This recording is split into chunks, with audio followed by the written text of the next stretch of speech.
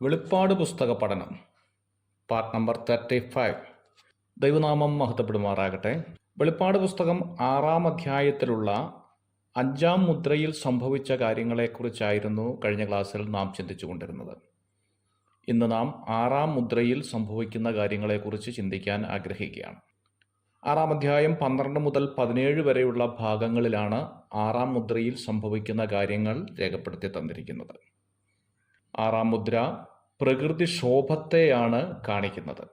വലിയ ഭൂകമ്പം ഉണ്ടാകുന്നതായി രേഖപ്പെടുത്തിയിട്ടുണ്ട്.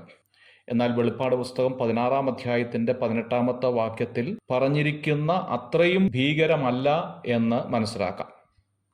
മത്തായിയുടെ സുവിശേഷം 24-ാം അധ്യായത്തിൻ്റെ 29-ാമത്തെ വാക്യത്തിൽ കർത്താവ് ഈ കാര്യത്തെക്കുറിച്ച് ഓർമ്മപ്പെടുത്തുന്നുണ്ട്. ആകാശത്തിലെ ശക്തികൾ ഇളകിപ്പോകും എന്നാണ് അവിടെ പറഞ്ഞിരിക്കുന്നത്. ആകാശത്തിലെ ശക്തികൾ എന്ന് പറഞ്ഞാൽ മുമ്പ് നാം ചിന്തിക്കുകയുണ്ടായി, മനുഷ്യൻ നിക്ഷേപിച്ചിരിക്കുന്ന സാറ്റലൈറ്റുകളായിരിക്കാം ഒരുപക്ഷെ ആകാശത്തിലെ ശക്തികൾ എന്നതുകൊണ്ട് ഉദ്ദേശിക്കുന്നത്. കർത്താവിൻ്റെ വരവിൻ്റെ സമയത്ത് ആകാശത്തിലെ ശക്തികൾക്ക് കാര്യമായ കേടുകൾ പറ്റുകയും എന്നാൽ പൂർണ്ണമായ നിലയിൽ അതിന് തകർച്ചയുണ്ടാകുന്നത് 6-ാം മുദ്ര തുറക്കുമ്പോഴാണ് എന്നുള്ളത് മനസ്സിലാക്കാൻ സാധിക്കും. പ്രവചനത്തോടുള്ള ബന്ധത്തിൽ അംശമായ നിറവേറൽ, പൂർണ്ണമായ നിറവേറൽ എന്ന കാര്യം വെളിപ്പാട് പുസ്തകത്തിൽ നമുക്ക് കാണാൻ സാധിക്കും. യോവേൽ പ്രവചനം 2-ാം അധ്യായം അതിൻ്റെ 31-ാമത്തെ വാക്യത്തിൽ 6-ാം മുദ്ര തുറക്കുമ്പോൾ സംഭവിക്കുന്ന കാര്യത്തെക്കുറിച്ച് രേഖപ്പെടുത്തിയിട്ടുണ്ട്. സൂര്യൻ ഇരുളും ചന്ദ്രൻ രക്തമയമായി തീരും എന്നും കാണുന്നു. യെശയ്യാ പ്രവചനം 13-ാം അധ്യായത്തിൻ്റെ 9 മുതലുള്ള വാക്യങ്ങളിൽ യഹോവയുടെ ദിവസം അതിക്രൂരമാണ് എന്നും രേഖപ്പെടുത്തിയിരിക്കുന്നു. യെശയ്യാ പ്രവചനം 34-ാം അധ്യായം 4 മുതലുള്ള വാക്യങ്ങളിൽ ആകാശത്തിലെ സൈന്യമെല്ലാം ഇളകിപ്പോകുമെന്ന് രേഖപ്പെടുത്തിയിരിക്കുന്നു.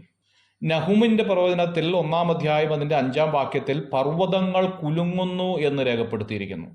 ഹഗ്ഗായി പ്രവചനം 2-ാം അധ്യായം 6 മുതലുള്ള വാക്യത്തിൽ ആകാശത്തെയും ഭൂമിയെയും ഇളക്കും എന്ന് കാണുന്നു. 6-ാം മുദ്ര തുറക്കുമ്പോൾ പ്രകൃതിക്ഷോഭത്തിൻ്റെ ഭീകരമായ രൂപമാണ് ദൈവത്തിൻ്റെ ആത്മാവ് യോഹന്നാനിലൂടെ ഇവിടെ വെളിപ്പെടുത്തുന്നത്.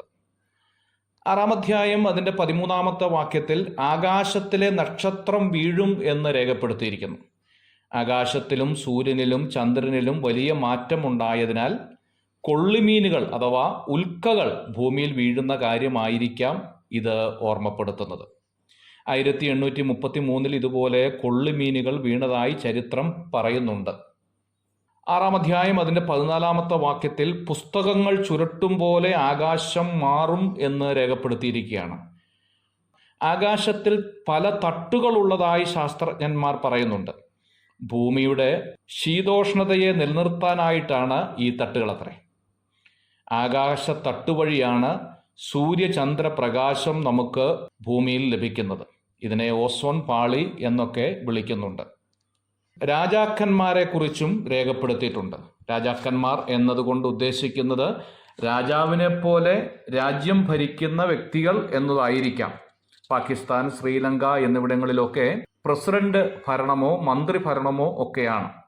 ഒരുപക്ഷെ രാജാക്കന്മാർ എന്നതുകൊണ്ട് ഉദ്ദേശിക്കുന്നത് ഇതുപോലെയുള്ള സ്ഥാനത്തെ ഉദ്ദേശിച്ച് ആയിരിക്കാം.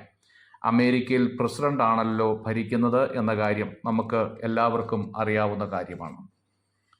6-ാം മുദ്രയുടെ അവസാനവും 7-ാം മുദ്രയുടെ ഇടയിലുമായി രക്ഷിത ഗണങ്ങളെക്കുറിച്ച് കാണുന്നുണ്ട്. ദൈവം അനുവദിച്ചാൽ അടുത്ത ക്ലാസ്സിൽ നമുക്ക് അത് ചിന്തിക്കാം. God bless you.